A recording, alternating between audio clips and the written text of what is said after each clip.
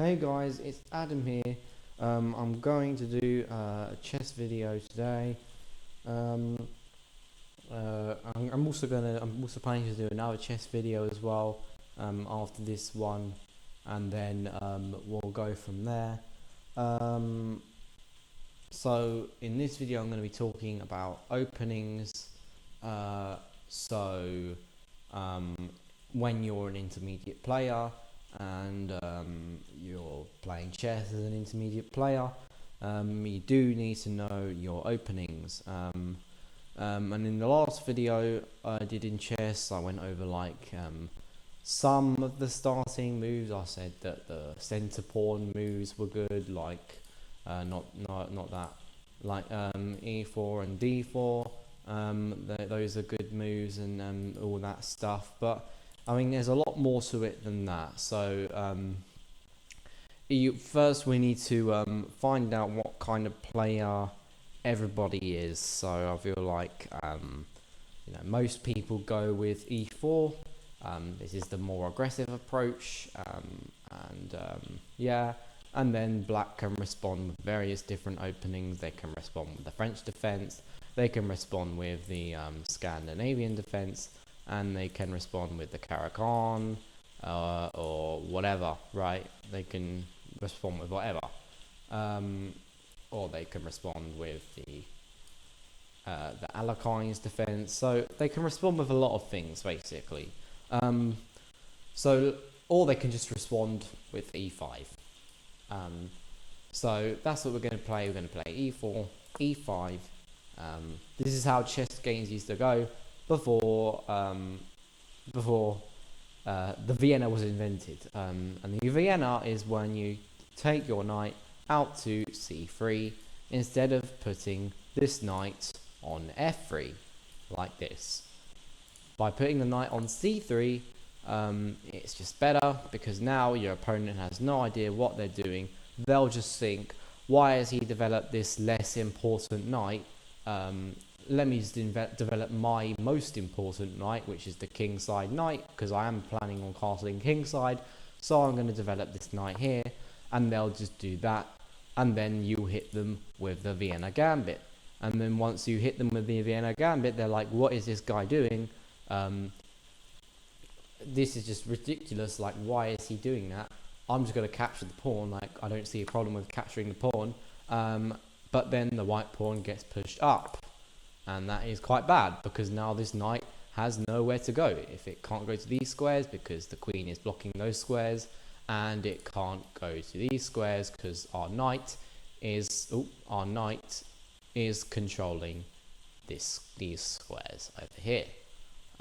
So it will be forced to go back to the beginning. One thing to note is that I have once been faced with something like this, and it can get a bit scary when your opponent goes here and they think, actually wait, I don't have to retreat back, I can just give up the knight and we can take the knight. And of course we allow our opponent to check us like this, which does look quite deadly. In this case we would have to move the king up.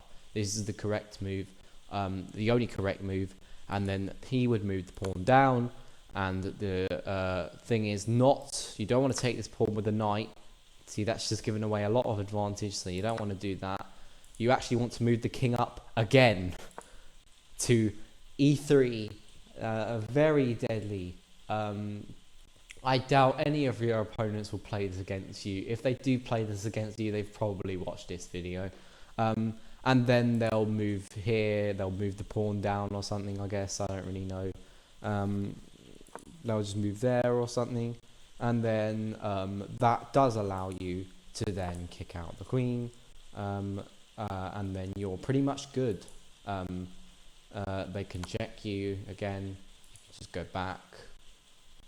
You can go back here, and now there is absolutely no more ways that they can check you now. So it's pretty simple. If you know the correct moves, it is pretty dangerous going down that route. Where you have to move up your king all the way to e3. So if it so happens that your opponent does play this against you, hopefully you know exactly what you're doing, because it's very easy to mess up in this situation. So let's just go back to the beginning.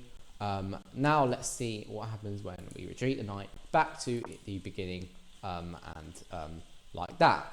Now I mentioned this check before. This is quite deadly. We do need to stop that from happening. So we are going to develop our knight now to stop that from happening. Oh, that is a very bad arrow. Okay, I'm not going to fix that. But yeah, we're going to stop that from happening. And now his queen cannot go here. Sometimes they will be like super stingy about this. They will actually try and check you as much as they possibly can because they really want to win, right? They want to win. They want to check you here as much as they possibly can. So what they would do is they would develop the bishop, trying to move the bishop to there. Oh, that's bad. Trying to move the bishop to there so they can move there, and so that the knight would take it, and so that the queen would take that knight and then check you again, which would be very deadly. So let's say your opponent does go here.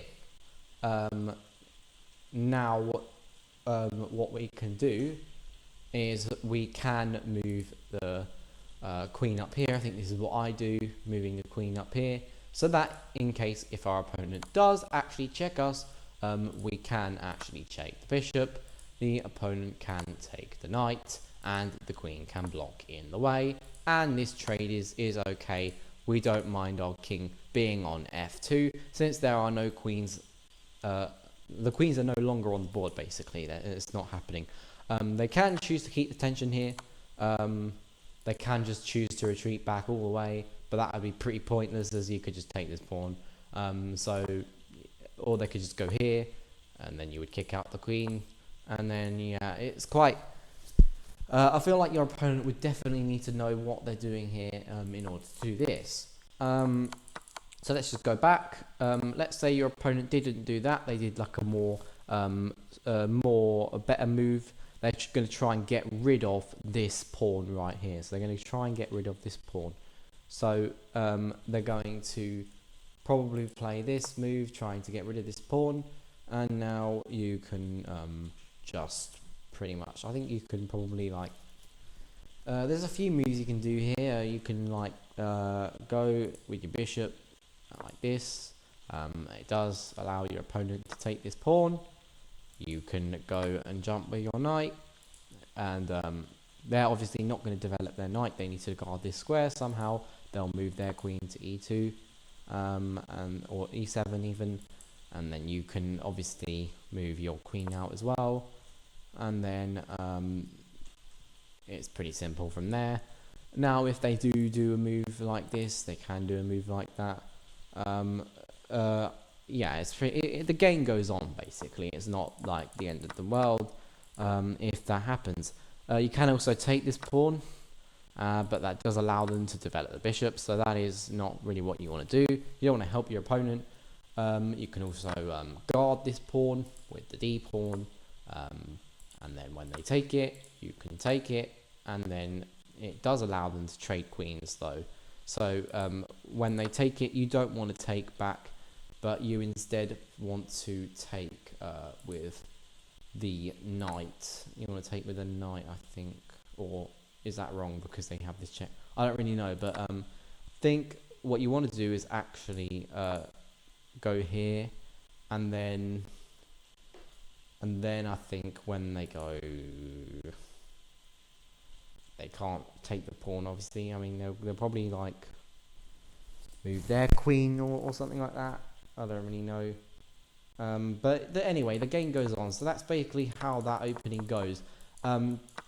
Now, since there's lots of different variations in the opening, you would need to know a lot of moves because every opponent will play every different thing in that specific opening. Like I just showed you in the Vienna Gambit, when you play e4, e5, and then knight c3, and then they play knight f6, but they don't have to play knight f6. They can play something else. They can play like this, knight c6, and then you would need to know different moves for this opening, because it's the same opening, but it's just different because he's just developed the knight there, and you need to know what happens when he goes for the Zuralev opening, I think this is called.